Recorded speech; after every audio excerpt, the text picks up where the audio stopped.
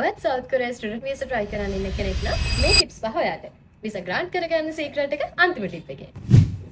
University selection and intake. කොරියාවේ D2 visa category එකේ ඒ කියන්නේ bachelor's and master's degree program වලට March September කියලා ප්‍රධාන intakes දෙකක් තියෙනවා. ඊට අමතරව D4 visa ඒ කියන්නේ Korean language program වලට ජූන් දෙසැම්බර් තව intakes දෙකක් තියෙනවා. මුලින්ම ඔයාගේ අධ්‍යාපන සුදුසුකම් වලට ගැලපෙනම university එකයි course එකයි තෝරගන්න. SOP Statements of Purpose. ඔයා apply කරන visa type එක මොක වුණත් ඔයා ඇයි මේ වයසේදී කොරියාව ඉගෙන ගන්න යන්නේ කියන එක පැහැදිලිව විස්තර කරලා letter එකක් හදා ගන්න ඕනේ.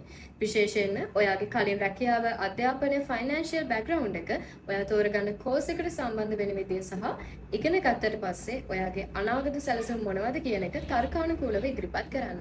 Language and scholarships. Topic exam නැත්නම් IELTS කරලා තියනවා නම් ඔයාට 50% ඉඳන් 100% දක්වා scholarships ගන්න පුළුවන්.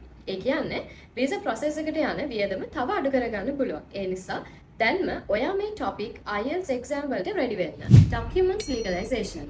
ඔයාගේ O level සහ A level සහතික අනිවාර්යයෙන්ම විදේශ කටයුතු අමාත්‍යාංශය හරහා සහතික කරලා තියාගන්න.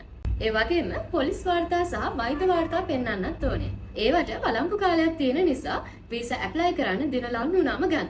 අන්තිම එක show money, the most important. මේක තමයි ගොඩ දෙනෙක්ගේ visa grant වෙන්න, reject වෙන්නත් හේතු වෙන රහස.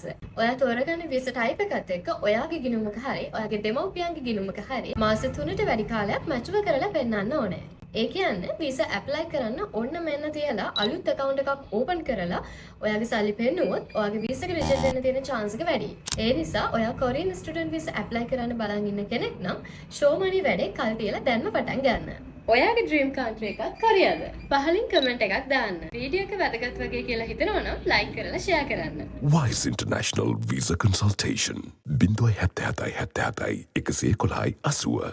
011 701 701 80.